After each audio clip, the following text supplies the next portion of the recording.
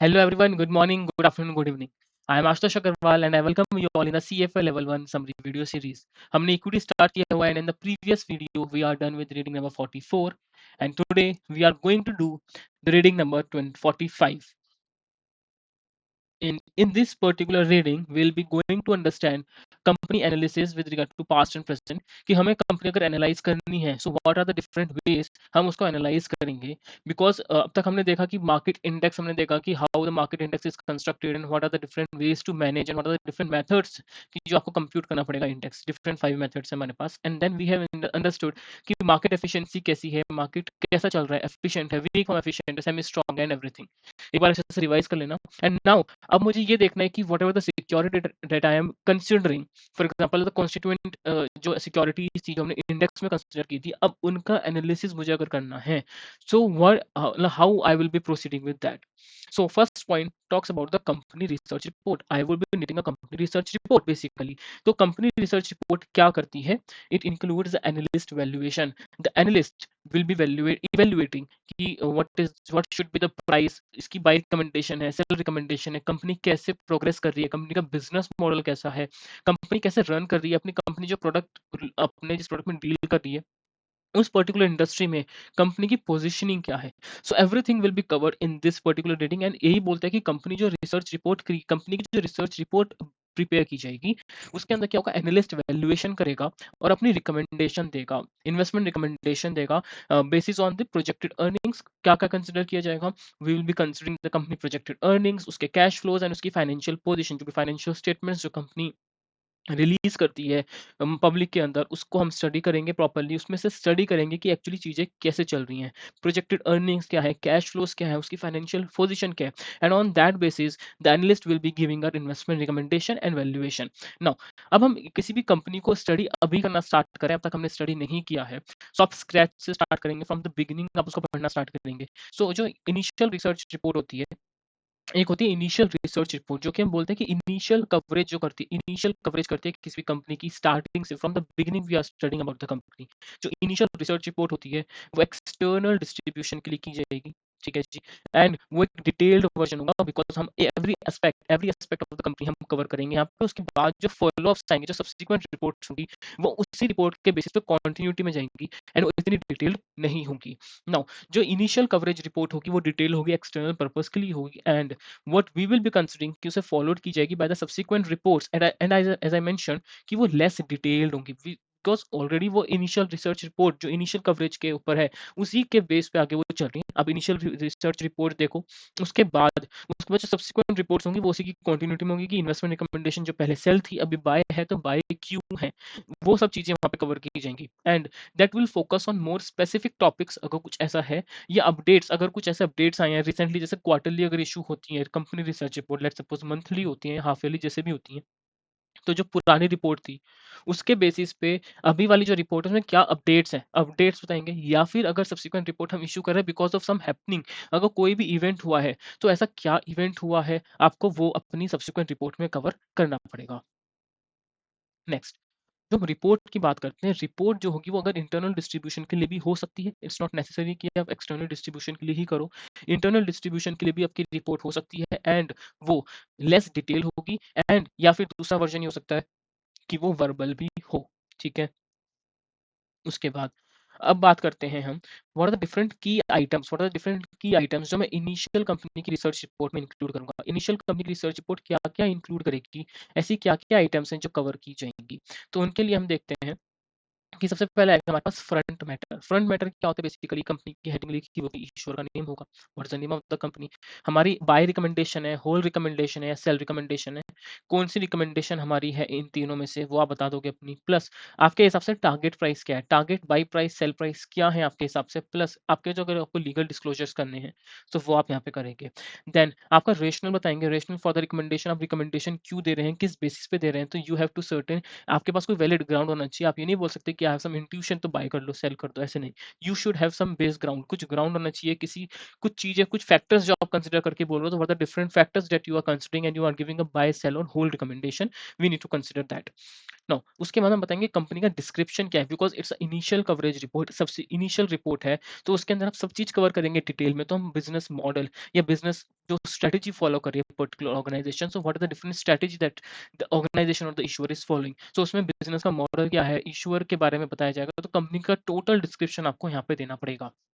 उसके बाद इंडस्ट्री का ओवरव्यू, किस पर्टिकुलर इंडस्ट्री की बात हो रही है, उस इंडस्ट्री का ओवरव्यू कैसा है, प्लस कॉम्पिटिटिव पोजीशनिंग कैसी है अपने ऑर्गेनाइजेशन की, उसका मार्केट शेयर क्या है, मार्केट साइज क्या है, टोटल मार्केट शेयर क्या है, हमारी कंपनी कौन से नंबर पर स्टैंड करती है, is it the primary leader, proper leader है, या कोई नॉर्मल ठीक है, ठीक ठाक कंपनी है जो 10th 11th पोजीशन पे आ रही है, नंबर वन ऑर्गेनाइजेशन है। तो इंडस्ट्री का साइज मुझे यहाँ पे चेक करना पड़ेगा। ग्रोथ रेट हमारी ऑर्गेनाइजेशन की कैसी है, मेन ड्राइवर्स क्या है यहाँ पे, प्रॉफिटेबिलिटी कैसी है, कॉम्पिटिटिव एनालिसिस हम यहाँ पे प्रॉपर करेंगे। उसके बाद हम फाइनेंशियल एनालिसिस करेंगे, उसके जो फाइनेंशियल स्टेटमेंट्स है उसके बेसिस में उसका एनालिसिस भी करूंगा, मॉडल चेक करूंगा, उसके जो परफॉर्मा फाइनेंशियल स्टेटमेंट्स को देख के एनालिसिस करूंगा, प्रोजेक्शंस ऑफ रेवेन्यू जो उसने रखे हैं वो सब चीजें, cash flow drivers, everything I will be covering from the financial analysis and model के पर्सपेक्टिव से।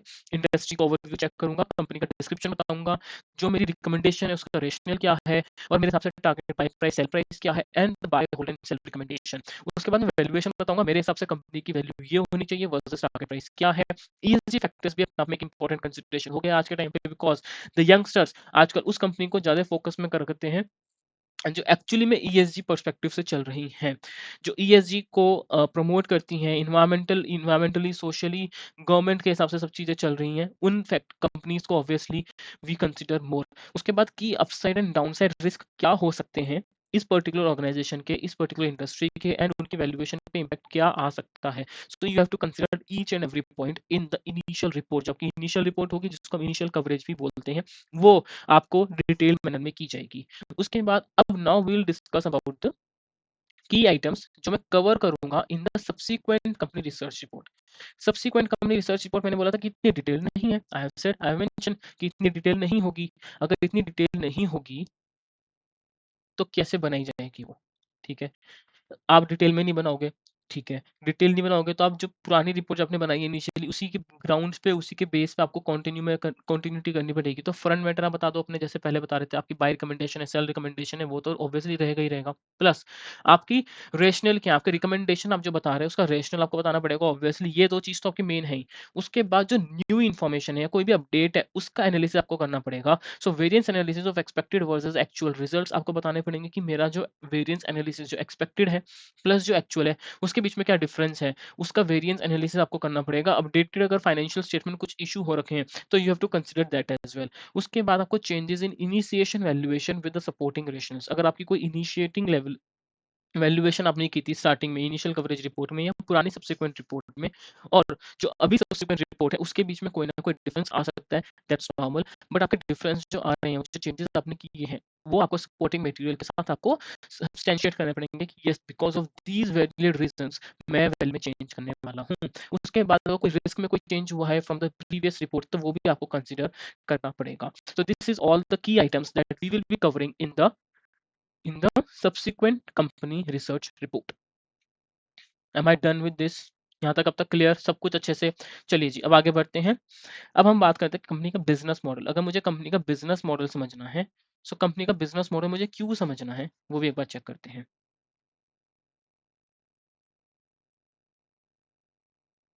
Just a second. हाँ जी। हाँ, तो कंपनी का रिसर्च जो बिज़नेस मॉडल है, वो हम क्यों समझना चाह रहे हैं? सो कंपनी का बिज़नेस मॉडल मुझे हाइलाइट करता है, उसके की ड्राइवर्स क्या की फैक्टर्स हैं, जिसके बेसिस पे वो आउट परफ़ॉर्म कर पा रही है अपने कॉम्पिटिटर से, कैसे वो अपने आप को मैनेज कर रही है, जो कि ऐसे कौन-कौन सी चीज़ें हैं, जो उसकी इनकम स्टेटमेंट और बैलेंस शीट को इफ़ेक्ट करती हैं। अभी, तो हम बिज़नेस मॉडल जब भी मैं कंसिडर करता हूँ, so I consider the following items like what are the all products and services जिसके अंदर हम कंपनी डील कर रही है, कंपनी एक्चुअल में क्या बेच रही है, प्लस किसको बेच रही है, उसके कस्टमर्स कौन-कौन है, to whom the company is selling the products, and third one is the sale channel. क्या बेच रहे हो, किसको बेच रहे हो, और कैसे कस्टमर्स को टारगेट कर रखा है आपने, किस तरीके से आप अपने कस्टमर्स को टारगेट करते हो, उनके पास तक अपना सामान, अपना प्रोडक्ट भिजवाते हो। So what are sale channel and what are the pricing and payment terms आपकी कैसी हैं, and what are the supplier and other key relationships, आपके कौन-कौन से की सप्लायर्स हैं, की रिलेशनशिप्स आपकी क्या हैं, प्लस आपके पास क्या बार्गेनिंग पावर है, do you have the bargaining power of supplier as well as customer, क्या आपकी पोजीशनिंग इतनी अच्छी खासी है कि आपके पास bargaining power of supplier, bargaining power of customer कैसा है, वो सब भी आपको देखना पड़ेगा कि क्या कस्टमर आपसे अच्छा खासे लेवल पे बार्गेन कर सकता है, या फिर आप इतने स्ट्रॉन्ग हैं कि उनकी बार्गेनिंग पावर कस्टमर की बहुत ही बहुत लो है। बार्गेनिंग पावर सप्लायर भी लो है क्योंकि आपके पास इतने सारे सब्स्टिट्यूट्स अवेलेबल हैं, आप अपने सप्लायर को छोड़ के किसी और से भी खरीद सकते हैं। So you will be able to procure the raw material at a very low price और चीपर प्राइस। तो क्या आपके पास ऐसी चीजें हैं? So I will be considering each and everything जब भी मैं अपने उसके बिजनेस मॉडल को एनालाइज करूंगा। नाउ एनालिस्ट और जो एनालाइज करता है, डिटरमाइन करता है कंपनी के बिजनेस मॉडल को, कैसे कोई भी इंफॉर्मेशन जो डायरेक्टली कंपनी से मेरे को मिल सकती है, कंपनी से प्रोडक्ट, कंपनी से इंफॉर्मेशन कैसे मिल सकती है, कंपनी के एनुअल या क्वार्टरली रेगुलेटरी फाइलिंग से, जो भी कंपनी एनुअल फाइनेंशियल स्टेटमेंट्स अपने रिपोर्ट कर रही है, क्वार्टरली कोई रिपोर्टिंग अगर कर रही है, क्वार्टरली अपने कुछ ना कुछ जो प्रेस रिलीज कर रही है बार बार बीच में, कोई वेबसाइट पर अगर उसने कोई इन्फॉर्मेशन डाल रखी है, कोई भी इन्वेस्टर की प्रेजेंटेशन है, सो ऑल द थिंग्स जो कि कंपनी में से मेरे को डायरेक्टली मिल सकती है, मैं उन चीज़ों को प्रॉपर एनालाइज करूंगा, उन चीज़ों को प्रॉपर इंटरप्रेट करना स्टार्ट करूंगा, तो मुझे वहां से भी चीज़ें मिल सकती हैं। नेक्स्ट, मुझे कहाँ से मिल सकता है कि जो publicly available third party data है, फॉर एग्जाम्पल किसी भी एनालिस्ट की रिपोर्ट मेरे को मिल सकती है। जैसे शेर खान हो गया, शेर खान अगर फॉर एग्जांपल की बात कर रहे हैं, तो उन्होंने किसी ना किसी कंपनी को कवर किया हुआ है, या कोई भी ऐसा एनालिस्ट रिपोर्ट जहाँ से जो पब्लिकली अवेलेबल है, मैं उसको भी कैप्चर करके बिजनेस मॉडल अंडरस्टैंड कर सकता हूँ, क्योंकि उन्होंने भी बिजनेस मॉडल को समझा होगा। जो इनिशिएटिंग कवरेज रिपोर्ट जो आई होगी हमारे पास, उसके अंदर भी वो चीज़ें कवर की गई होंगी, तो वो चीज़ें भी मैं वहाँ से कैप्चर कर सकता हूँ। गवर्नमेंट की कोई रिसर्च एंड रिपोर्ट है, या कोई भी सोशल मीडिया पे कोई चीज़ें आ रही हैं, सो वो चीज़ें मैं समझ पाऊँगा कंपनी के बिज़नेस मॉडल को। तो कंपनी का जो डेटा प्रोवाइडर कंपनी ने जो दे रखा है वो, एंड जो publicly available third party data है, उसके बेसिस पे मैं स्टडी कर पाऊँगा। 2 चीज़ें तो ये हो गई, and third is the proprietary third party information, जो प्रोप्राइटरी किसी ने बना रखी है, लेकिन वो थर्ड पार्टी इन्फॉर्मेशन है। फॉर एग्जांपल एनालिस्ट, किसी भी एनालिस्ट की रिपोर्ट आप उठा लो, या ब्लूमबर्ग एग्जांपल हो गया, so these are the proprietary third party information. एक होता है प्रोप्राइटरी प्राइमरी रिसर्च परफॉर्म्ड और कमीशन बाय द एनालिस्ट, आपने खुद की आपकी कोई रिसर्च रिपोर्ट है, फॉर एग्जांपल आपने कोई सर्वे किया है, मार्केट स्टडीज़ की हुई हैं, सो ये चीज़ें 4 फैक्टर्स हो गया, तो इन्फॉर्मेशन डायरेक्टली कंपनी से आपको मिल रही है, थर्ड पार्टी अवेलेबल इन्फॉर्मेशन है, प्रोप्राइटरी थर्ड पार्टी इन्फॉर्मेशन है, या प्रोप्राइटरी कोई भी ऐसी इन्फॉर्मेशन, प्राइमरी रिसर्च जो आपने कराई है या आपने खुद करी है, वो सारी चीज़ें मैं यहाँ पे बोलता हूँ कि इनके बेसिस पे मैं कंपनी का बिज़नेस मॉडल अंडरस्टैंड कर सकता हूँ। उसके बाद अभी बात करते हैं कि इवैल्यूएट करेंगे कंपनी की रेवेन्यू को, रेवेन्यू ड्राइवर्स को, and including the pricing power. हाँ जी, तो यहाँ पे सबसे पहले हम बात करते हैं रेवेन्यू ड्राइवर्स क्या-क्या हो सकते हैं मेरे पास। तो रेवेन्यू ड्राइवर्स क्या-क्या हो सकते हैं? सबसे पहले मैंने एनालाइज़ किया बिज़नेस मॉडल, ठीक है जी। सबसे पहले मैंने क्या किया, एनालाइज़ किया बिज़नेस मॉडल मेरा क्या है, कंपनी कैसे प्रोडक्ट, क्या-क्या प्रोडक्ट्स हम सेल कर रहे हैं, किसको सेल कर रहे हैं, किस तरीके से अपने प्रोडक्ट को वहाँ तक पहुँचा रहे हैं, क्या मेरी स्ट्रैटेजीज़ हैं, क्या नहीं है, एवरीथिंग आई हैव अंडरस्टूड। अभी मुझे फाइनेंशियल फोरकास्ट भी करना है कि कंपनी का फाइनेंशियल फोरकास्ट स्टडी करना है, बट उसके बीच में मुझे एग्ज़ामिन करना पड़ेगा कंपनी के पास्ट और करंट फाइनेंशियल स्टेटमेंट्स को, कि पास्ट में अब तक फाइनेंशियल स्टेटमेंट जो अब तक रिलीज हो चुके हैं वो क्या है, प्लस करंट के फाइनेंशियल स्टेटमेंट्स क्या हैं वो, और मुझे फाइनेंशियल फोरकास्ट तक जाने से पहले मुझे आज के फाइनेंशियल स्टेटमेंट्स और पास्ट के फाइनेंशियल स्टेटमेंट्स को एग्जामिन करना पड़ेगा। एंड एग्जामिनिंग में सबसे पहले मैं स्टार्ट करूंगा इनकम स्टेटमेंट। इनकम स्टेटमेंट सबसे पहले मेरे को रेवेन्यू से मतलब है कि भैया आपकी सेल क्या है, आप सेल कैसे करते हो, आपके सेल के फैक्टर्स कौन कौन से हैं जो आपकी सेल को इफेक्ट करते हैं। So I will be analysing all the revenue drivers from base bottom up और टॉप डाउन फैक्टर्स। तो जो रेवेन्यू ड्राइवर्स हैं मैं वो 2 तरीके से एनालाइज कर सकता हूँ। Either I will be going the top down factors के बेसिस पे जा सकता हूँ, या फिर बॉटम अप फैक्टर्स के बेसिस पे मैं स्टडी कर सकता हूँ। And revenue is basically price into quantity. So I will be determining और I will be understanding what are all the different factors जो कंपनी की पर्टिकुलर सेल को इफेक्ट कर सकते हैं। तो 2 तरीके हैं, टॉप डाउन फैक्टर से आप जाओ या बॉटम अप फैक्टर से आप स्टडी करो। टॉप डाउन फैक्टर से अगर मैं स्टार्ट करता हूँ तो सबसे पहले मैं I will be considering the economy as a whole, then industry and then company. मैं इस bottom up approach, top down approach से जाऊंगा, जिसके अंदर मेरा प्राइमरी फैक्टर होगा macro economics variable, such as market share आपका कैसा है, जीडीपी कंपनी की ग्रोथ कैसे हो रही है overall the economy as a whole. Then I will be switching down to as a company, धीरे धीरे मैं स्टेप डाउन करूंगा। दूसरा तरीका बॉटम अप्रोच वाला है, जिसके अंदर हम बोलते हैं कि सबसे पहले प्राइस एंड वॉल्यूम आप चेक करेंगे, बिजनेस की क्या क्या सेगमेंट्स हैं, ज्योग्राफी क्या है, फिर इस इंडस्ट्री की पोजीशनिंग कैसी है, then I will go to the economy. So these 2 factors के बेसिस पे, 2 तरीकों के बेसिस पे बेसिकली मैं एनालाइज करूंगा रेवेन्यू के ड्राइवर्स क्या क्या हैं। देन प्राइसिंग पावर यानी कि revenue is obviously driven by the prices. Price is the main thing जिसके बेसिस पे रेवेन्यू ऊपर नीचे होने वाला है। तो आपकी प्राइसिंग पावर कैसी है? क्या आपके पास आप अपनी मनमर्जी के मुताबिक एक प्राइस सेट कर सकते हो, या फिर जो कॉम्पिटिटर ने सेट किया हुआ है प्राइस, आप उसी के बेसिस पर आपको भी प्राइस वही सेट करना पड़ेगा? आपके पास प्राइसिंग पावर ही नहीं है। सो रेवेन्यू ऑब्वियसली इसके बेसिस पे भी इफेक्ट होगा, तो I will be understanding the pricing power as well. So prices जो है वो लिमिटेड होंगे कंपनी की प्राइसिंग पावर के बेसिस पे। तो मुझे अंडरस्टैंड करना पड़ेगा कि कंपनी की प्राइसिंग पावर कैसी है। प्राइसिंग पावर समझने के लिए कि कंपनी की प्राइसिंग पावर कैसी है, सबसे पहले मुझे ये समझना पड़ेगा कि जिस इंडस्ट्री में आप डील कर रहे हो, वो इंडस्ट्री, वो पर्टिकुलर मार्केट कैसा है। इधर it's a perfectly competitive market जिसके अंदर हाईली कॉम्पिटिशन है, या फिर एक ऐसे मार्केट में आप हो जिसके अंदर कॉम्पिटिशन ही नहीं है, या अगर है भी तो लेस कॉम्पिटिटिव है। तो अगर हम बात करते हैं, अगर हाईली कॉम्पिटिटिव मार्केट हम डील कर रहे हैं, कि हाईली कॉम्पिटिटिव मार्केट में बोल सकता हूँ कि आपका जो मार्केट है वो परफेक्टली कॉम्पिटिटिव मार्केट है। कैसा मार्केट है? परफेक्टली कॉम्पिटिटिव मार्केट है। तो ऐसे कंपटीशन मार्केट में जिसमें पता है कि हर कोई कंपटीशन लड़ रहा है, हर कोई कंपटीशन लड़ रहा है, आपके पास जो है multiple and multiple of competitors है मार्केट में, आप एक अकेले मार्केट में नहीं हो, तो आपके पास प्राइसिंग पावर कुछ भी नहीं होगी, क्योंकि आपका जो कंपटीटर है जो प्राइस सेट करेगा आपको भी वही कंसिडर करना पड़ेगा। एंड आपके पास आइडेंटिकल आइटम्स है, आपके पास ऐसा कुछ अलग नहीं है कि जो आप कंपटीटर से अलग बेच रहे हो, क्योंकि यहाँ पे जो आप प्राइसेस सेट करोगे, जो भी, जिस फॉर एग्जांपल अगर मैं एग्जांपल बात करता हूँ, तो फॉर एग्जांपल स्लीपर्स का हो गया, ठीक है, रिलैक्सो हो गया, या फिर बहुत सारे बाटा हो गया। नॉर्मल स्लीपर्स की बात कर रहा हूँ, I am not talking about the footwear जो हाई ब्रांड के हैं। नॉर्मल स्लीपर्स की आप बात कर लो, या कोई भी आप बात कर लो, किसी भी प्रोडक्ट, जो नॉर्मल प्रोडक्ट ले लो जिसमें आपको फ़र्क नहीं पड़ता। आपको स्लीपर्स लेनी है for daily use purposes and everything. So उसमें लो प्राइसिंग पावर होती है कि अनआइडेंटिकल आइटम होती है, सबकी चप्पल एक जैसी होती है, इसमें कुछ अलग नहीं मिल रहा। थोड़ा बहुत डिफरेंट होता है, वो तो आपको करना पड़ेगा, तभी आप मार्केट में सस्टेन कर पाओगे। एंड आप बेसिकली प्राइस टेकर होते हो, आपके पास अपनी पावर नहीं है, क्योंकि बहुत सारे आइटम्स हैं, बहुत सारे सप्लायर्स हैं मार्केट के अंदर। तो अगर आपसे नहीं खरीदेगा तो कोई किसी और से भी ले लेगा जहाँ से उसको सस्ता पड़ रहा है। तो आप बेसिकली प्राइस टेकर हो। मतलब एक, आई वुड से कि एक, मतलब जो प्राइसेस हैं वो लगभग-लगभग सेम ही होते हैं। So you are the price taker, identical items है, परचेजिंग, आपके पास प्राइसिंग पावर अपनी कुछ नहीं है, आप अपनी मर्ज़ी से प्राइस सेट नहीं कर सकते हो। और लॉन्ग रन में जो आपकी रिटर्न होगी वो कॉस्ट ऑफ कैपिटल के बराबर ही होगी, एंड आप ज़ीरो इकोनॉमिक प्रॉफिट आप अर्न कर पाओगे, क्योंकि आप अपनी मर्ज़ी से प्राइस सेट नहीं कर पा रहे। You are not in a position कि आप एक अपना प्राइस खुद से सेट कर सको। आपको जो लोग प्राइस सेट करके बैठे हैं, वही आपको भी करना पड़ेगा। उसके बाद इसका एक्सेप्शन एक बहुत इंपॉर्टेंट है, इसको ज़रा दिमाग से समझ लो, कि अगर आप कोई लो कॉस्ट प्रोड्यूसर हो, अगर आप लो कॉस्ट प्रोड्यूसर हो, तो ये एक एक्सेप्शन है। अगर आप लो कॉस्ट प्रोड्यूसर हैं और अगर आप परफेक्टली कॉम्पिटिटिव मार्केट के अंदर भी हैं, हमने क्या बोला अभी, अगर आप परफेक्टली कॉम्पिटिटिव मार्केट के अंदर आप सस्टेन कर रहे हो, तो आपका ज़ीरो इकोनॉमिक प्रॉफिट्स होंगे लॉन्ग रन में। लेकिन अगर आप लो कॉस्ट प्रोड्यूसर हैं, देन आई वुड से कि आपके पास return will be more than the cost of capital. Sorry. So return will be more than the cost of capital for the low cost producer के case में, जिनकी significantly low cost है than the competitors, जिनकी significantly low cost है than the competitor. For example अगर मैं Relaxo brand की बात करता हूँ, फुटवेयर ब्रांड है, उसके अलावा भी मल्टीपल ब्रांड्स हैं स्लीपर्स की। जो रिलैक्सो है, उन्होंने क्या किया हुआ है, उन्होंने इतना मास प्रोडक्शन किया हुआ है मार्केट के अंदर, उनकी जो कॉस्ट ऑफ प्रोडक्शन है वो अदर देन कॉम्पिटिटर्स वो उनकी काफ़ी कम है, काफ़ी कम है। परफेक्टली कॉम्पिटिटिव मार्केट है, प्राइस टेकर है, जो सबका प्राइस चल रहा है वो भी वो प्राइस बेच रहे हैं। लेकिन आपकी कॉस्ट ऑफ प्रोडक्शन कम होने की वजह से आपका जो प्रॉफिट है, वो ऊपर चला गया है थोड़ा-सा। तो आपका जो रिटर्न होगा एट द एंड वो कॉस्ट ऑफ कैपिटल से ऑब्वियसली ज़्यादा होगा। So this is a very good point जो आपको दिमाग में रखना है, कि जो लो कॉस्ट प्रोड्यूसर है, वो return will be more than the cost of capital even in, अगर वो परफेक्टली कॉम्पिटिटिव मार्केट में है तब भी। एंड उनको सस्टेन करने के लिए लॉन्ग रन रन में अपने इकोनॉमिक प्रॉफिट पॉजिटिव रखने के लिए, ना कि ज़ीरो रखने के लिए, ज़ीरो से ऊपर रखने के लिए, basically return should be more than the cost of capital. उस चीज़ को लॉन्ग रन में सस्टेन करने के लिए उनको अपनी जो कॉस्ट एडवांटेज परमानेंटली मेंटेन करनी पड़ेगी।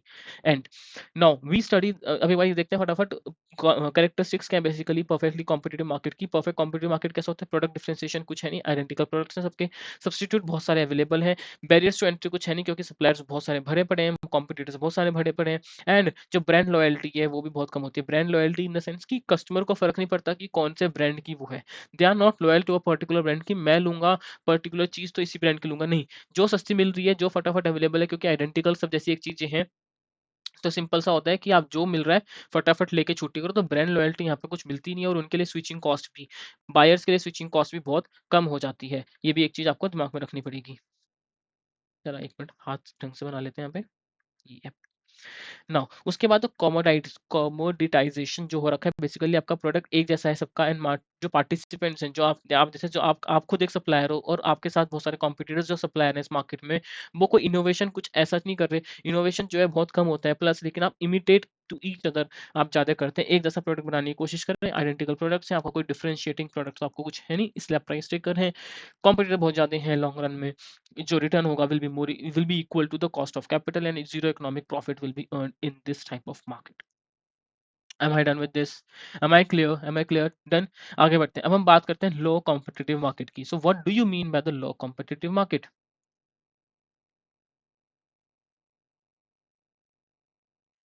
लो कॉम्पिटिटिव मार्केट का अगर मैं एग्जांपल बात करूं तो it can be a monopoly, oligopoly और मोनोपोलिस्टिक कंपटीशन, जिसके अंदर क्या हो रहा है कि फ्यू और नो सब्स्टिट्यूट्स अवेलेबल होंगे। प्रोडक्ट के सब्स्टिट्यूट अवेलेबल हो भी सकते हैं, बट अगर हैं तो बहुत कम है या होंगे ही नहीं अगर आप मोनोपोली मार्केट की बात करते हैं तो। एंड यहाँ पे प्रोडक्ट का डिफरेंशिएशन थोड़ा सा ज्यादा होगा as compare to the perfect competitive market.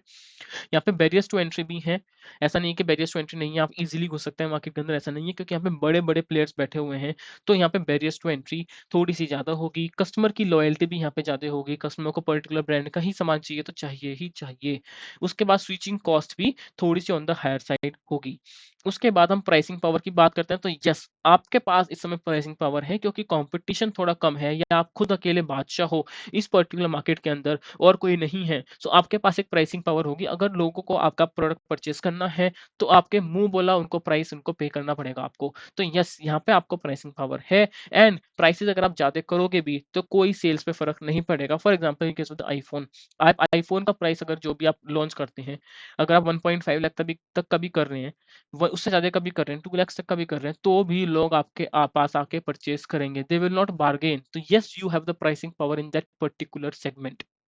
उन लोगों की स्विचिंग कॉस्ट भी है, नो वन वुड वांट कि वो iOS से शिफ्ट होके वो एंड्रॉयड पे जाए। तो यहाँ पे लोगों को दिक्कत होती है, तो लोग आपके मुंह वाला प्राइस देते हैं without any declining in their sales.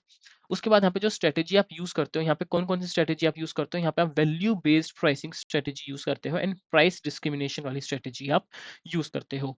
उसके बाद हमें यहाँ पे क्या होता है कि जो प्रॉफिट मार्जिन है, प्रॉफिट मार्जिन अगर आपका बढ़ रहा है क्योंकि आपके पास प्राइसिंग पावर है, आपके पास प्राइसिंग पावर है तो मार्जिन आपका बढ़ेगा। अगर आपके पास प्राइसिंग पावर कम होगी तो आपके मार्जिन भी ऑन द लोअर साइड होंगे। सो this is the indicator of pricing power. ये एक इंडिकेटर है प्राइसिंग पावर का कि अगर आपके पास प्राइसिंग पावर है तो आपके मार्जिन भी बढ़ते रहेंगे, क्योंकि आपकी सेल्स में डिक्लाइन नहीं हो रही है और आप प्राइस बढ़ा सकते हैं। उसके बाद एक और तरीके से मैं देख सकता हूँ कि इंडिकेटर क्या है प्राइसिंग पावर का। मैं बोलता हूँ आपकी कॉस्ट बढ़ गई, रॉ मटेरियल की कॉस्ट बढ़ गई है और आपने प्राइसेस भी उससे ज्यादा से बढ़ा दिया है। यानी आपके पास इतनी एबिलिटी है कि जो आपकी कॉस्ट इंक्रीज हुई है वो आपने डायरेक्ट अपने ऊपर नहीं ली, आपने शिफ्ट कर दी, क्योंकि आपको लग रहा था कि मैं प्राइस बढ़ा सकता हूँ। यू हैव द आपके पास एक लिबर्टी है, फ्रीडम है कि आप अपने प्राइसेस को इंक्रीज कर सकते हैं, सेल्स पे फर्क नहीं पड़ेगा। तो जैसे ही थोड़ा बहुत रॉ मटेरियल में इनपुट कॉस्ट में थोड़ा सा इंक्रीज होगा तो आप प्राइसेस भी अच्छे खासे लेवल पे इंक्रीज कर दोगे एकदम से कि भैया पीछे से रॉ मटेरियल मेरा महंगा आ रहा है। एंड यहाँ पे क्या होगा कि आपके पास एबिलिटी होती है to transfer the cost to the customer after by increasing the prices without losing the sale. So this is the indicator कि आपके पास एक प्राइसिंग पावर है। एंड ये कब पॉसिबल है? अगर आपका कॉम्पिटिटिव मार्केट थोड़ा सा कम है, you are in less competitive market, या तो आप मोनोपोली है, ओलिगोपोली या मोनोपोलिस्टिक कॉम्पिटिशन में अगर आप खेल रहे हैं तो अगर मैं बोलता हूँ कि बार्गेनिंग पावर ऑफ कस्टमर अगर आपके पास है तो ज्यादा है। अगर आप ऐसे मार्केट में डील कर रहे हैं जहाँ पे बार्गेनिंग पावर कस्टमर के ऑन द हायर साइड है, इसका मतलब ये होगा कि जो प्राइसिंग पावर है वो कम है या फिर प्रॉफिट कम है। क्या बोला मैंने?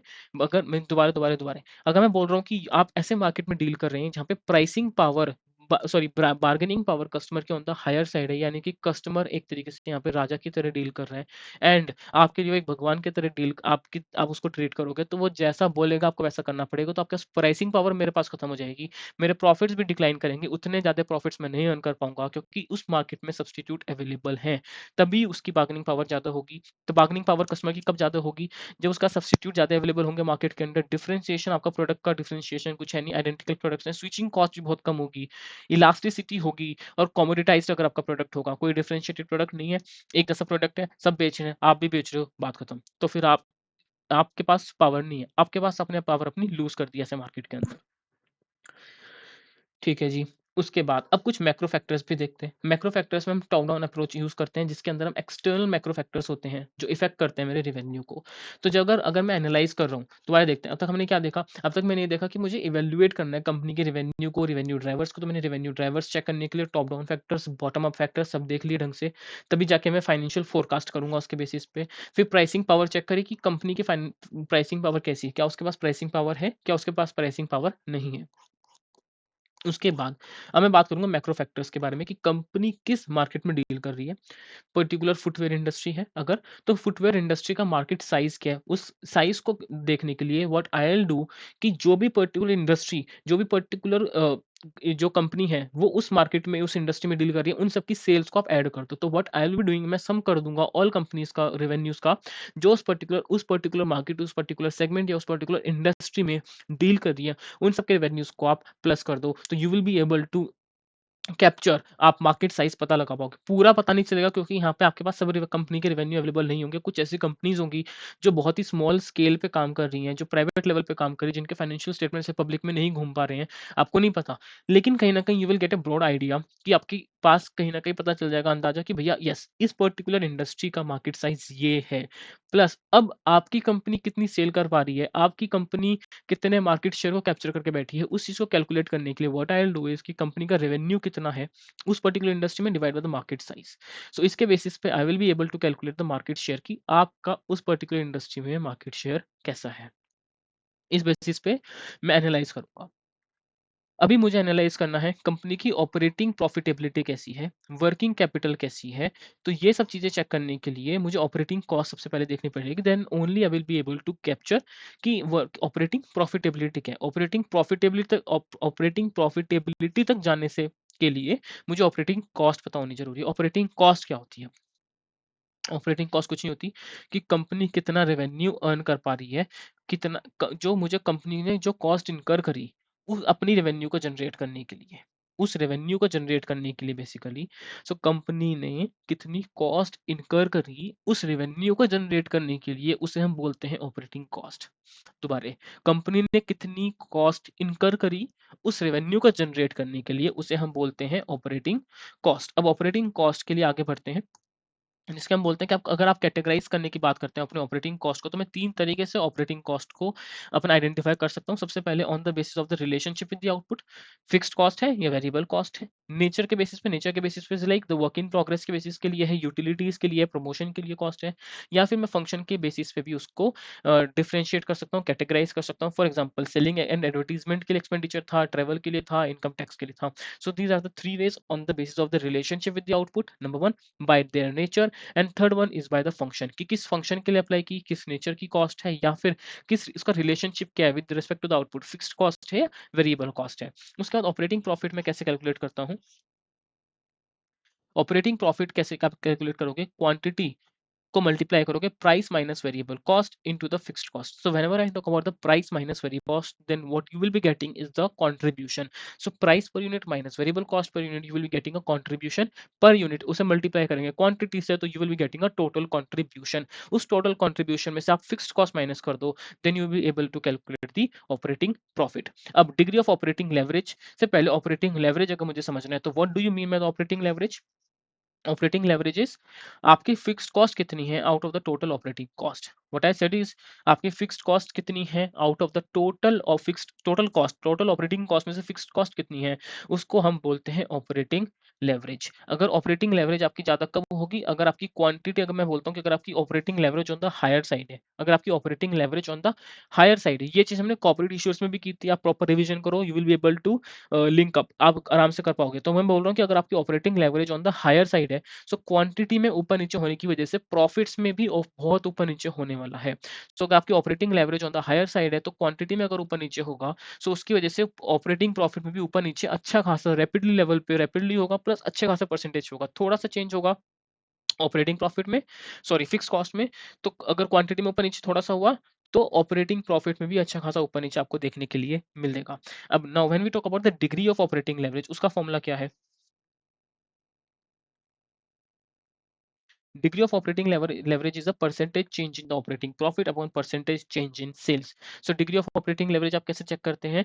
Percentage change in operating profit divide by percentage change in sales.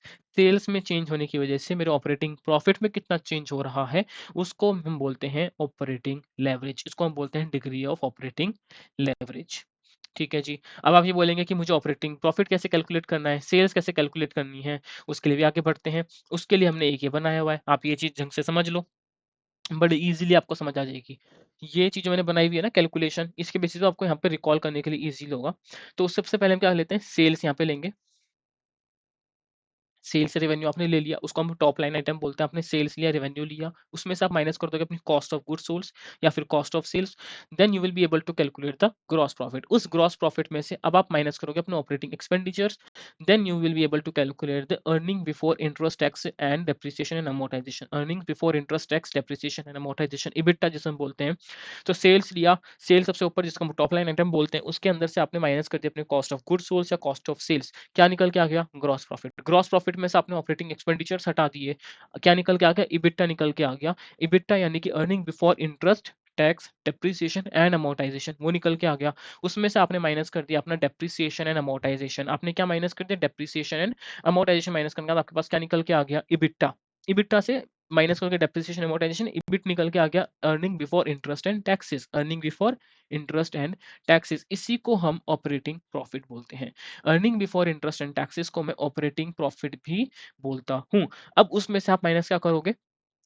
Interest minus करोगे, यस। तो आपके पास प्रॉफिट बिफोर टैक्सेस आ गया। प्रॉफिट बिफोर टैक्सेस में से टैक्सेस माइनस कर दो तो आपके पास प्रॉफिट आफ्टर टैक्स या फिर जिसे हम नेट इनकम भी बोलते हैं या फिर नेट प्रॉफिट भी बोलते हैं, वो आपके पास निकल के आ जाएगी। तो फटाफट एक बार दोबारा रिकॉल करते हैं। सेल्स लिया, सेल्स या रेवेन्यू लिया जिसको हम टॉप लाइन आइटम बोलते हैं, माइनस कर दो, उसमें से क्या माइनस कर दो? कॉस्ट ऑफ सेल्स या कॉग्स माइनस कर दो, तो आपके पास क्या निकल के आ जाएगा? Gross profit. ग्रॉस प्रॉफिट में से आप माइनस करोगे ऑपरेटिंग एक्सपेंडिचर्स, आपके पास निकल के आ जाएगा इबिटा। इबिटा को मैं ऑपरेटिंग प्रॉफिट भी बोलता हूँ। उसमें से अब आप माइनस करोगे अपना इंटरेस्ट का expenditure, in depreciation and amortisation, आपके पास earning before interest and taxes आ जाएंगे। आई थिंक मैंने कुछ गड़बड़ कर दी यहाँ पे, दोबारा एक बार रिकॉल करते हैं। Sorry sorry sorry sorry sorry, my bad. Sales, sales और जो आपके पास रेवेन्यू है वो माइनस कॉस्ट ऑफ सेल्स यानी कॉस्ट ऑफ गुड्स सोल्ड कर दो, आपके पास निकल के आ जाएगा ग्रॉस प्रॉफिट। ग्रॉस प्रॉफिट में से अब आप माइनस करोगे अपना यहाँ पे operating expenditures. Operating expenditure minus करने के बाद आपके पास निकल के आ जाएगा earning before interest, taxes, depreciation and amortisation. अब यहाँ से आप माइनस कर दोगे डेप्रिसिएशन एंड अमोर्टाइजेशन, आपके पास निकल के आ जाएगा earning before interest and taxes. अब earning before interest and taxes को मैं ऑपरेटिंग प्रॉफिट बोलता हूँ। अब मैं यहाँ से माइनस करूंगा अपनी financing cost, interest financing cost में बोल रहा हूँ। क्या बोल रहा हूँ मैं? फाइनेंसिंग कॉस्ट, ये कहीं ना कहीं लिंक्ड अप है regarding to the financial leverage, उसका भी आगे देखते हैं। सो फाइनेंसिंग कॉस्ट आपने हटाई profit before taxes. Profit before taxes में से मैं टैक्सेस हटा दूंगा, तो प्रॉफिट आफ्टर टैक्सेस या फिर नेट इनकम या फिर नेट प्रॉफिट इसको बोलते हैं। ठीक है जी।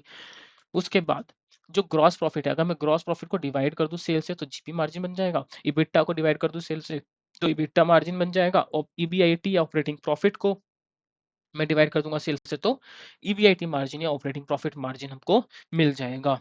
इतना सिंपल है। Is that simple? बहुत सिंपल है, कोई दिक्कत नहीं। अब तक मजे मजे में पढ़ रहे हैं। एक लंबी सांस लो। अब तक हम अच्छे से पढ़ रहे हैं, करेक्ट? कोई दिक्कत नहीं अब तक हमको। अब हम बात करते हैं earning before interest and taxes. Earning before interest and taxes में से मैंने टैक्सेस माइनस कर दिए, तो आपके पास क्या निकल के आ जाएगा? Net operating profit after taxes. दूसरा तरीका ये है, हमने क्या बोला कि अगर मैं direct earning before interest and taxes में से फाइनेंसिंग कॉस्ट नहीं हटाऊं, क्या बोला मैंने? फाइनेंसिंग कॉस्ट अगर मैं नहीं हटाता हूँ और डायरेक्टली मैं अपने टैक्सेस माइनस करता हूँ, तो I will be able to get the operating profit after taxes. क्या बोला मैंने? Net operating profit after taxes आपको मिल जाएगा, आप फाइनेंसिंग कॉस्ट अगर ना हटाओ तो। ठीक है। उसके बाद एक दूसरा तरीका, एक तो ऑपरेटिंग प्रॉफिट तक जाने का तरीका कैसा है कि आपने सेल्स लिया, कॉग्स माइनस किया, उसके बाद ग्रॉस प्रॉफिट आ गया, उसमें से आपने अपने ऑपरेटिंग एक्सपेंडिचर हटा दिए, फिर डेप्रिसिएशन एंड अमोर्टाइजेशन हटा दिया, देन आपको मिलता है एक ऑपरेटिंग प्रॉफिट या earning before interest and taxes. दूसरा तरीका एक ये है कि आप सिंपल सेल्स लो प्राइस इंटू क्वांटिटी करके, उसके अंदर से आप वेरिएबल कॉस्ट माइनस कर दो जिसने सब कुछ कैप्चर कर लिया। वेरिएबल कॉस्ट आप माइनस करोगे तो आपके पास एक कंट्रीब्यूशन आ जाएगा, कंट्रीब्यूशन पर यूनिट आ गया, यानी टोटल कंट्रीब्यूशन आ गया, उसमें से माइनस कर दो अपनी फिक्स्ड कॉस्ट, तो आपके पास ऑपरेटिंग प्रॉफिट या earning before interest and taxes भी निकल के आ जाएगा। ये चीज़ अच्छे से समझ आ गई और अगर मैं कंट्रीब्यूशन को डिवाइड बाय सेल्स कर दूँ तो कंट्रीब्यूशन मार्जिन निकल के आ जाता है। यानी कि कुछ भी अपॉन में करके अगर आप सेल से डिवाइड कर रहे हो, कुछ भी न्यूमरेटर में रख के अगर आप सेल से डिवाइड करते हो तो आपके पास एक्स मार्जिन यानी इसको मैं क्या बोल सकता हूँ, जैसे एक्स मार्जिन यानी कि जीपीयू अपॉन सेल्स करा तो GP margin, EBITDA upon sales किया तो EBITDA margin, contribution upon sales किया तो contribution margin, X upon sales जो भी करता हूँ तो एक्स मार्जिन बन जाता है। ये चीज़ दिमाग में रख सकते हो आप इस तरीके से। अभी डिग्री ऑफ ऑपरेटिंग लेवरेज मैंने जस्ट अभी बताया 2 मिनट पहले कि डिग्री ऑफ ऑपरेटिंग लेवरेज कैसे निकालते हैं? ऑपरेटिंग प्रॉफिट में कितना चेंज हो रहा है? कैसे? इसको एक बार हाइलाइटर से समझते हैं। ऑपरेटिंग प्रॉफिट में कितना चेंज हो रहा है, इसको पकड़ रहा हूँ मैं। ऑपरेटिंग प्रॉफिट में कितना चेंज हो रहा है सेल्स में चेंज होने की वजह से। ऑपरेटिंग प्रॉफिट में कितना चेंज हो रहा है सेल्स में चेंज होने की वजह से, उसको बोलते हैं degree of operating leverage. Degree of operating leverage. और दूसरा बात करते हैं डिग्री ऑफ फाइनेंशियल लेवरेज, यानी कि नेट प्रॉफिट में कितना चेंज हो रहा है। नेट प्रॉफिट में कितना चेंज हो रहा है इसमें चेंज होने की वजह से, ईबीआईटी में चेंज होने की वजह से किसमें कितना चेंज हो रहा है। समझ आया जी? मैंने क्या बोला? नेट प्रॉफिट में चेंज कितना हो रहा है, नेट प्रॉफिट में कितना चेंज हो रहा है, इबिट्टा में चेंज होने की वजह से। इबिट्टा यानी ईबीआईटी, सॉरी इबिट्टा नहीं, ईबीआईटी। तो सिंपल सी बात है, देखो सिंपल सा फंडा है। नेट प्रॉफिट या फिर net profit sorry operating profit में कितना चेंज हो रहा है सेल्स में चेंज होने की वजह से, डिग्री ऑफ ऑपरेटिंग लेवरेज। अब नेट प्रॉफिट में कितना चेंज हो रहा है ईबीआईटी या फिर ऑपरेटिंग प्रॉफिट में चेंज होने की वजह से, उसको हम बोलते हैं degree of financial leverage. Am I done? और अगर मुझे कैलकुलेट करना है डिग्री ऑफ टोटल लेवरेज यानी कि degree of operating leverage into degree of financial leverage, तो operating leverage and financial leverage को दोनों को मल्टीप्लाई कर दो तो आपके पास निकल के आ जाएगा टोटल लेवरेज, यानी कि percentage change in operating profit upon percentage change in sales, degree of operating leverage का फॉर्मूला ओपन कर दिए यहाँ पे। एंड दूसरा हम बात करते हैं डिग्री ऑफ फाइनेंशियल लेवरेज, यानी कि उसको हम बोलते हैं percentage change in net income upon percentage change in EBIT. Operating profit या EBIT one and the same thing, इसको हम काट देंगे, मतलब हट जाएगा ये। So degree of total leverage का फॉर्मूला यहाँ पे निकल के आता है। डिग्री ऑफ टोटल लेवरेज क्या निकला? DTL is equal to the percentage change in net income upon percentage change in sales, यानी कि वही बात आ गई कि कितना नेट इनकम में चेंज हुआ डायरेक्ट सेल्स में चेंज होने की वजह से। आप यही तो कर रहे थे, आप यहाँ पे भी तो यही कर रहे थे ना बेटा जी, आप यहाँ पे भी तो यही कर रहे थे। आप इसको पकड़ रहे थे पहले और फिर इसको पकड़ रहे थे और फिर इसको पकड़ने के बाद और ये पकड़ रहे थे। अगर मैं दोनों को मिला दूँ तो मैं यही तो बोल सकता हूँ कि इसमें कितना चेंज हो रहा है, इसमें कितना चेंज हो रहा है, नेट इनकम में, नेट प्रॉफिट में कितना चेंज हो रहा है, सेल्स रेवेन्यू में चेंज होने की वजह से। इसको बोलते हैं degree of total leverage. Am I done? Am I done? And degree of operating leverage क्या बताता है? That is risk of covering the operating cost, या फिक्स्ड कॉस्ट का कितना रिस्क है, कितना रिकवर कर पाओगे, उसको हम बोलते हैं degree of operating leverage. And degree of financial leverage हमें क्या बताता है? Risk of recovering the interest cost. And total risk अगर निकालना है उसे हम बोलते हैं डिग्री ऑफ टोटल लेवरेज। अब थ्रू डिफरेंट हम अगर उसको डिफरेंशिएट अगर करना चाहें, फॉर्मूला खोल खाल के हमें पास क्या मिलता है? डिग्री ऑफ ऑपरेटिंग लेवरेज का formula. Degree of operating leverage को मैं इस तरीके से भी बोल सकता हूँ, contribution upon contribution minus fixed cost. Degree of operating leverage को मैं इस तरीके से भी बोल सकता हूँ, contribution upon contribution minus fixed cost. इसके डेरिवेशन में भी नहीं जा रहे हैं, आप इसको बस इतना समझो कि डिग्री ऑफ ऑपरेटिंग लेवरेज को कैसे बोल सकता हूँ, contribution upon contribution minus fixed cost. और आपको इसको कैसे ध्यान रख सकते हैं कि ऑपरेटिंग लेवरेज हमें बताता है कि रिस्क क्या, मैं अपनी फिक्स्ड कॉस्ट को, क्या मैं अपनी फिक्स्ड कॉस्ट को रिकवर कर पाऊंगा या नहीं कर पाऊंगा, उसका हमें ध्यान रहता है। तो contribution upon contribution minus fixed cost is the degree of operating leverage. और अगर मैं बोलता हूँ कि लेट सपोज मेरे किसी प्रोडक्ट में अगर मेरी ऑपरेटिंग लेवरेज की अगर मैं बात करूँ और फिक्स कॉस्ट मेरी अगर जीरो हो जाती है, so degree of operating leverage will be equal to the one. Degree of operating leverage equal to one हो जाएगी। उसके बाद डिग्री ऑफ फाइनेंशियल लेवरेज में हम क्या चेक कर रहे थे कि मेरे पास रिस्क कितना है किसी इंटरेस्ट को रिकवर करने का। ठीक है जी। So degree of financial leverage is equal to EBIT upon EBIT minus interest, simple. Operating leverage contribution upon contribution minus fix cost, yes. And जो फाइनेंशियल लेवरेज है, फाइनेंशियल लेवरेज में EBIT upon EBIT minus interest. और अगर interest ही zero हो जाए, अगर interest ही zero हो जाए, so degree of financial leverage will be zero. Degree of financial leverage will be equal to one, not zero, not zero. And degree of operating leverage will not be equal to zero अगर fix cost zero होती है, एंड degree of financial leverage will not be equal to zero अगर interest zero होता है तो। और मैं दोनों को मल्टीप्लाई कर दूं, टोटल मुझे चेक करना है तो क्या निकलेगा? Degree of operating leverage into degree of financial leverage को अगर मल्टीप्लाई कर दें, so you will be getting the total formula for the degree of total leverage is equal to contribution upon EBIT minus interest. तो ये formula simple, आप दो चीज ये दोनों याद रखो, ये दोनों याद रखो, एंड उसके बेसिस पे आप डिग्री ऑफ टोटल लेवरेज निकाल सकते हो, कोई दिक्कत नहीं है। उसके बाद अब बात करते हैं उसके बाद एक क्वार्टर ब्रेक लेंगे।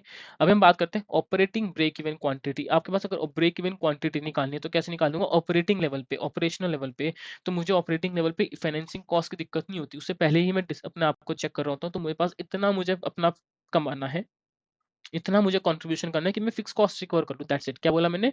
मुझे इतना कंट्रीब्यूशन अर्न करना है कि मैं फिक्स कॉस्ट अपनी रिकवर कर लूँ। सो क्वांटिटी से मैं निकालूँगा प्राइस इंटू वेरिएबल कॉस्ट, जिससे मुझे निकला contribution per unit. I will be getting a contribution per unit. अगर मैं इसको मल्टीप्लाई कर देता हूँ अपनी कॉस्ट से, अगर मैं इसको मल्टीप्लाई कर देता हूँ क्वांटिटी से, so I will be getting a total contribution. यहाँ पे मुझे क्या निकल जाएगा? Total contribution. टोटल कंट्रीब्यूशन में से फिक्स कॉस्ट माइनस कर दूंगा, और जिस लेवल पे, जिस क्वांटिटी पे वो मेरा जीरो आ जाए, तो उसको मैं बोलूंगा break even quantity from the operating perspective. अगर मैं फाइनेंशियल ब्रेक इवन क्वांटिटी की बात करता हूँ, तो फाइनेंशियल ब्रेक इवन क्वांटिटी मुझे फाइनेंसिंग कॉस्ट भी रिकवर करनी है, उतना मुझे कंट्रीब्यूशन चाहिए।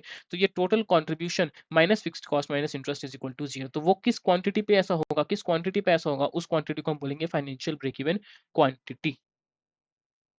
ठीक है जी, यहाँ तक अच्छे से समझ आ गया। Now we will talk about the economies of scale. What do you mean by the economies of scale? वो चेक करते हैं एक बार। इकोनॉमीज ऑफ स्केल यानी कि अगर आप आउटपुट अपना इंक्रीज करोगे, अगर आप अपना आउटपुट इंक्रीज करोगे, तो जो पर यूनिट कॉस्ट है ऑब्वियसली वो डिक्रीज होती जाएगी, तो डिक्रीज करेगी यूनिट कॉस्ट को। ठीक है, अब हम बात करते हैं कि मैं सिंपल सा फंडा ये है कि अगर मैं क्वांटिटी इंक्रीज हूँ, तो जो टोटल फिक्स कॉस्ट है उसको मैं डिवाइड करूंगा, जितनी क्वांटिटी मेरी बढ़ती चली जाएगी, तो फिक्स कॉस्ट पर यूनिट वो मेरी डिक्रीज होती जाएगी, फिक्स कॉस्ट पर यूनिट मेरी डिक्रीज होती चली जाएगी।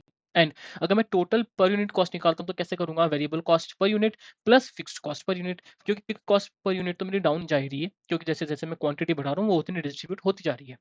When I talk about the variable cost per unit, तो कई बार हम मान के चलते हैं कि एक तो ये कांस्टेंट है, ये मान के चलते हैं, बट मैं ये बोल रहा हूँ, जैसे हमने लो कॉस्ट प्रोड्यूसर के बारे में सोच समझा था, कि वो अपनी प्रोडक्शन क्वांटिटी इतनी मास प्रोडक्शन कर रहे हैं कि उनकी जो वेरिएबल कॉस्ट है वो भी डिक्रीज होती है। तो यस, ये हो सकता है कि जैसे-जैसे मैं क्वांटिटी इंक्रीज करूँगा, ये डिक्रीज होगी। अगर मैं बहुत क्वांटिटी मास प्रोडक्शन कर रहा हूँ, तो ये भी डिक्रीज हो सकती है। एंड यहाँ पे अगर मेरे पास bargaining power over the supplier अगर है तो। उसके बाद economies of scope. Economies of scope क्या होता है? ये एक अच्छा टर्म है। इकोनॉमीज ऑफ स्कोप बेसिकली क्या होता है कि अगर आप डिवीजन ऐड कर रहे हैं, प्रोडक्ट लाइन्स ऐड कर रहे हैं, so due to the shared cost आपको बेनिफिट मिलता है यहाँ पे। तो इकोनॉमीज ऑफ स्कोप में क्या हो रहा है?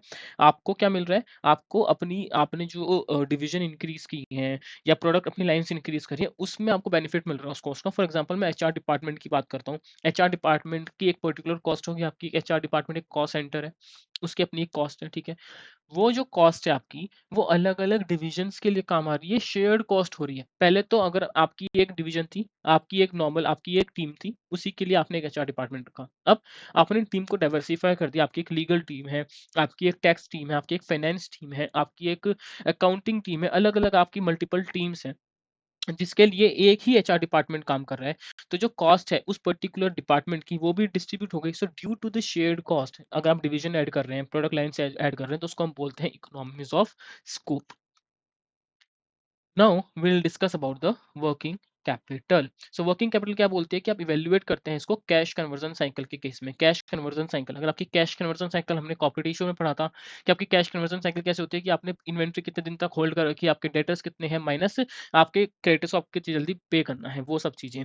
तो हमने बोला कि अगर आपकी cash conversion cycle on the higher side होगी, तो यानी आपके पास पैसा उतनी जल्दी फटाफट नहीं आ रहा है, टाइम लग रहा है। तो अगर आपकी कैश कन्वर्जन साइकिल ज्यादा है, यानी वर्किंग कैपिटल की रिक्वायरमेंट आपको ज़्यादा पड़ेगी, क्योंकि आपके पास खुद का पैसा आपका स्टक हो रखा है, ईदर या तो इन्वेंट्री में, डेटर्स में, या फिर कुछ आया भी था तो क्रेडिटर्स फटाफट लेके भाग गए। ठीक है, तो अगर आपकी कैश कन्वर्जन साइकिल ज़्यादा है, तो वर्किंग कैपिटल की रिक्वायरमेंट आपको ज़्यादा पड़ेगी। क्या था cash conversion cycle? Lower the better. Yes. तो जो नेट वर्किंग कैपिटल है, अगर वो आपकी पॉजिटिव है या नेगेटिव है। अगर आपकी नेट वर्किंग कैपिटल अगर आपकी पॉजिटिव है, यानी कि वर्किंग कैपिटल फाइनेंस्ड है यूजिंग द इंटरनल फंड्स। अगर आपकी working capital, net working capital अगर आपकी पॉजिटिव है, यानी कि आपने खुद के इंटरनल फंड्स को यूज करके अपने आप को मैनेज कर रहे हो। लेकिन अगर आपकी नेट वर्किंग कैपिटल माइनस में जा रही है, ऑब्वियस से फंड है कि आपकी आपकी जो आपने उसको एक्सटर्नल सोर्सेज से शॉर्ट टर्म बेसिस पे या कुछ भी आपने उसको फाइनेंस करा रखा है, एक्सटर्नल सोर्सेज आपने पैसा उठा के आप अपने आप को चला रहे हो। उसके बाद अगर मुझे कंपनी की कैपिटल इन्वेस्टमेंट में इवैल्यूएट करना है, कंपनी के कैपिटल स्ट्रक्चर को इवैल्यूएट करना है, तो मैं सबसे पहले क्या देखूँगा कि उसके cash flow from operation, cash flow from investing activity, cash flow from financing activity कैसे-कैसे डील कर रही है। वो अपने कैपिटल को कैसे यूज़ कर रहा है, ऑपरेटिंग से कितना कैश आ रहा है, इन्वेस्टिंग में कितना कैश जा रहा है, आ रहा है, वो सब देखना पड़ेगा। फाइनेंसिंग में आपके पास फाइनेंसिंग पे तो पता चलेगा कि आपने कोई नया डेट इश्यू तो नहीं किया, और अगर किया हुआ है तो किस तरीके से किया हुआ है, कितनी-कितनी इंटरेस्ट पेमेंट कर रहे हो आप पूरे साल में, वो सब मुझे देखना पड़ेगा। उसके बेसिस में देखूँगा कि क्या आपके पास इतनी रिटर्न सफिशिएंट है या नहीं है? क्या आप रिटर्न आपकी more than cost of capital है या नहीं? यानी आप इकोनॉमिक प्रॉफिट अर्न कर रहे हो नहीं? आई will B evaluating that as well. Plus आपको इकोनॉमिक वैल्यू एडेड भी कर रहे हो या नहीं कर रहे हो। Is it clear? उसके बाद when I talk about the degree of financial leverage क्या होती है? Percentage change in net income upon percentage change in EBIT. दिमाग में ढंग से रख लो कि ईबीआईटी में चेंज होने की वजह से मेरे नेट इनकम, नेट प्रॉफिट में कितना चेंज हो रहा है, उसे बोलते हैं डिग्री ऑफ फाइनेंशियल लेवरेज। और डिग्री ऑफ फाइनेंशियल लेवरेज मेरा बढ़ता जाएगा जैसे-जैसे मेरा इंटरेस्ट बढ़ता चला जाएगा, क्योंकि वो रिस्क उतना-उतना बढ़ता जाएगा। अगर मैं बात करता हूँ कि कौन-कौन सी ऐसी रिटर्न्स हैं या कौन-कौन सी ऐसी रेशियोज़ हैं जो अनलेवरेज्ड रिटर्न्स को बताती हैं, यानी उस वो अभी उन्होंने उन रेशियोज़ ने अभी तक अपनी इंटरेस्ट को कैप्चर नहीं किया, यानी before deducting the interest income या before distributing the debt and equity में अपने आप को बाँटने से पहले, इंटरेस्ट कॉस्ट हटाने से पहले ऐसी कौन-कौन सी रिटर्न्स हैं जो अनलेवरेज्ड रिटर्न बताती हैं, उसे वो होती है रिटर्न ऑन एसेट, जिसके अंदर आप इंटरेस्ट कॉस्ट या फिर डेट और इक्विटी में डिस्ट्रीब्यूट नहीं करते, या फिर होती है कि इंटरेस्ट ऑन इन्वेस्टेड कैपिटल वो डेट भी हो सकता है, इक्विटी भी हो सकता है, तो उसके बेसिस पर कितनी रिटर्न जनरेट हो रही है। तो दीज़ आर द 2 रेशियोज़ जो कि अनलेवरेज्ड रिटर्न बताती हैं। कौन-कौन से? Return on asset and the return on invested capital. और एक कौन-सी ऐसी रेशियो है, कौन-सी ऐसी अकाउंटिंग रेशियो है जो लेवरेज्ड रिटर्न बताती है after deducting the interest, that is return on equity. इसको हम डू पॉइंट एनालिसिस में भी हम स्टार्ट बात करेंगे, बट अगर रिटर्न ऑन इक्विटी मैंने अभी प्रीवियस रीडिंग में भी हमने पढ़ा था, तो कैसा होता है आपकी net income upon the equity, net income upon equity. Equity में हम एवरेज वो ले लेते हैं, हमने देखा था बुक वैल्यू बिगिनिंग का भी ले सकते हैं, एंड का भी ले सकते हैं, depending upon the different scenarios. एक बार अच्छे से पढ़ लो रिपोर्ट रीडिंग को भी। सो रिटर्न ऑन इक्विटी का फॉर्मूला क्या था? रिटर्न ऑन इक्विटी हमने देखा, रिटर्न ऑन इक्विटी का दूसरा फॉर्मूला है degree of total leverage. Degree of total leverage learn कर लो उसको, degree of total leverage multiply by asset turnover ratio multiply by the equity multiplier. तो इसके बेसिस पे भी आप इक्विटी, रिटर्न ऑन इक्विटी निकाल सकते हैं। ये अपने आप में एक इंपॉर्टेंट फॉर्मूला है, इसको थोड़ा ध्यान रख लो। So degree of return on equity कैसे निकलेगा? रिटर्न ऑन इक्विटी कैसे निकलेगा? Sorry, degree of total leverage multiply by asset turnover ratio multiply by the equity multiplier. So by this method you will be getting the return on equity. अब तक के लिए ना, बस एक छोटा-सा पॉइंट है कि क्या ये ऑपरेटिंग एक्सपेंडिचर है या नहीं? तो क्या research and development operating expenditure है? Yes, it's an operating expenditure. आपको सेल्स करने के लिए आपको ये खर्चा करना पड़ रहा है। आपको अपने आप को आगे ग्रो करने के लिए। क्या इंटरेस्ट एक्सपेंडिचर है? मैंने कहा नहीं, it's not an operating expenditure. Other income expenditure? No, it's not an operating expenditure. Side के मिसलेनियस खर्चे हो रहे हैं। क्या सेलिंग जनरल एडमिनिस्ट्रेशन एक्सपेंसेस भी ऑपरेटिंग एक्सपेंडिचर है मेरे? येस, बिकॉज़ वो मेरे को सेल करने में करने पड़े खर्चे अपने। So these are the different operating and non operating expenditures. So this was all about reading number 45। तो इतना ही किया है हमने इस रीडिंग में। आई होप अच्छे से समझ आया होगा। सबसे पहले company analysis, initial coverage report, क्या-क्या चीज़ें मैं फैक्टर करता हूँ। फाइनेंशियल फोरकास्ट करने से पहले मैं कंपनी को समझना स्टार्ट करता हूँ। Degree of operating leverage, degree of financial leverage, degree of total leverage, वो सब चीज़ें एक बार अच्छे से पढ़ लो इसको, एंड क्वेश्चंस करने पड़ेंगे इसके फिर। हाँ जी। आई होप आपको सब समझ आया होगा इस रीडिंग में। कुछ नहीं समझ आया अगर तो कमेंट्स में अपने क्वेश्चंस डालो, मैं यहाँ पे आंसर करूँगा, ठीक है जी? और अच्छे से समझो, अच्छे से जो 2-3 बार अगर नहीं समझ आ रहा तो 2-3 बार वीडियो सुनो, आपको अच्छे से समझ आएगा। फिर क्वेश्चंस करोगे तो और क्लैरिटी आ जाएगी, and you are done with this chapter, with this particular reading. ऐसी एक-एक रीडिंग करते जाएँगे आगे-आगे, और ऐसे ही फटाफट हम सब कुछ करेंगे, निपटाएँगे, सब कुछ निपटाएँगे, कोई टेंशन नहीं है। वीडियो आती जाएँगी, आप अपना अच्छे से पढ़ते जाओ। तो मेरा काम है वीडियो बना के डालना, जो कि खाली 5% आपके लिए हेल्प करेगा। बाकी आपको जितना 100% मैं अगर एफर्ट डाल रहा हूँ आपके लिए नोट्स बनाने में, खुद मेहनत कर रहा हूँ, आपके लिए कर रहा हूँ, ठीक है जी? तो अगर मैं 100% अपना डाल रहा हूँ, तो आई वुड रिक्वेस्ट कि आप मेरे को 200% दो, ठीक है? रिज़ल्ट आपका है, आपकी मेहनत आपके ही काम आएगी, मेरे को कुछ नहीं मिलेगा उसमें। बट क्योंकि मैं आपके लिए कर रहा हूँ, तो अगर मैं आपके लिए कुछ कर रहा हूँ 100%, तो आपको तो 200% देना बनता है ना, तभी वो एक फ्रूटफुल, एक वंडरफुल रिज़ल्ट निकल के आएगा, ठीक है जी?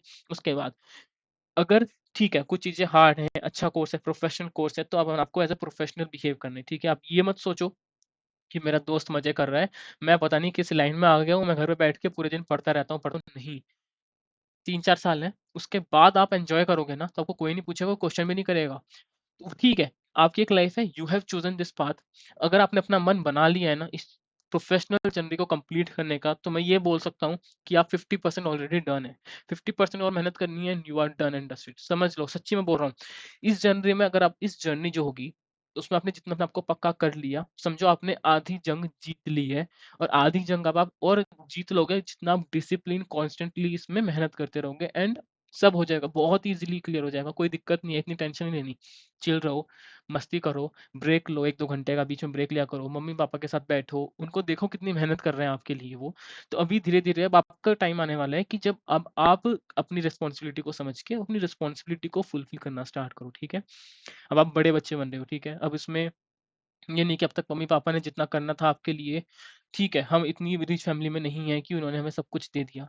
तो नहीं दिया ना, उन्होंने आपको इतने लायक बनाया है, यहाँ तक पहुँचाया है, वो भी उनकी बहुत बड़ी बात है, ठीक है? अब आपकी एक रिस्पॉन्सिबिलिटी है कि अब आप उनके सपनों को पूरा करो।